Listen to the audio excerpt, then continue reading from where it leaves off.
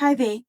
I would like to share some of the lessons that I've learned after making a visit back home to see my sick mother. Just a backstory. A few months ago, I posted a video on this YouTube channel talking about, the weight of guilt that I was carrying, being a distant caregiver. Um, as a mother with young children and also having your parents getting old and sick and all those things. But anyway, I've got that video. If you like, you can go and look at it. This video is talking about the lessons that I learned after visiting my sick mother. Just a small backstory again. We got a medical scare.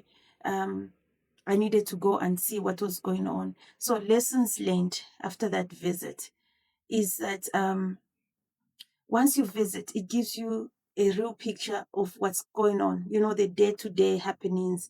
You know what whoever you've gone to see, what they eat, how is their routine like. So it gives you that reality check of the day-to-day things that happen. You know, I do get video calls and phone calls, but sometimes, people may sugarcoat or underplay whatever is going on. So once you visit, you've got that real picture of the day-to-day happenings. So that's one of the lessons that I learned. The second thing is there's so much clarity. You see exactly what's going on, like I said, but you are clear enough once you are in there as a person. You see what is needed, you see what you can do, what can you provide, what real assistance that person might need. And the other one I learned about is just a peace of mind. Oh my God, it's so amazing once you go there. A few days before I left, I couldn't sleep. I was just like, oh my goodness, what's going on? You're just overthinking, you're stressing, and you're just making pictures in your head. And you know how the brain works. It will just take you to the bad stuff. But once you go there, you see sometimes it's not to underplay it, but it's not. Sometimes you see it, okay, it's not as bad. Or you can also see that, okay, this whole situation is worse, and I need to act in a certain way. So it gives you a peace of mind. Ever since I came back, I sleep well. I don't stress much because I know what is there. I know what can be done. We've discussed, we've sat with family members. Okay, now that the situation is like this, what are the things that we can put in place that can help out the situation? The other one is just having real understanding of what's going on. I know it sounds like the same thing as um, clarity, but knowing the real needs. When you're in the diaspora, sometimes we've got this tendency of like, okay, maybe I'll send clothes, or I'll send groceries, or I'll send, but those things are good. But when someone is sick, they're not thinking of what clothes they should wear. They're not thinking about those things. So once you go there, you get the real understanding and the real needs of what that person that you've gone to see, what they would need. You understand what I mean?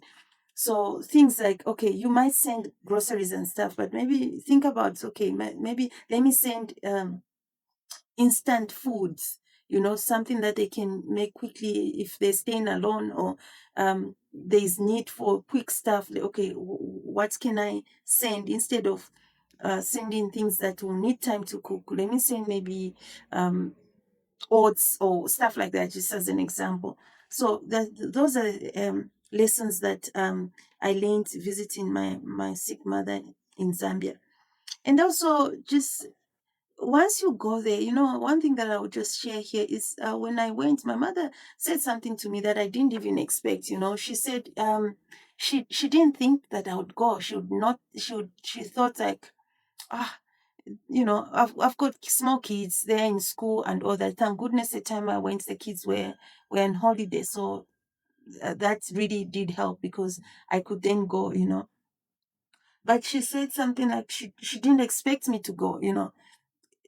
Even if she knew that it was bad news that we received, and she didn't expect me to go there and then. So even as we grow, even as we have our own families, even as our parents are growing up, are way older, and they understand that we've got our own families, you will be surprised that they also just want our presence there. They might not say it. Sometimes our parents don't want to worry us, and sometimes you'd ask her, so how are you feeling?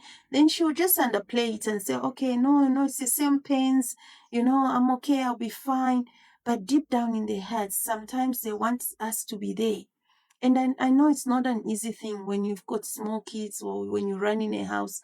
Just you can't just up and go. You have to plan for those things. But my encouragement to someone who has this weight of guilt of like, okay, my parents are not well, or a relative is not well, and I can't really go and see them. Don't beat yourself. Don't overthink it.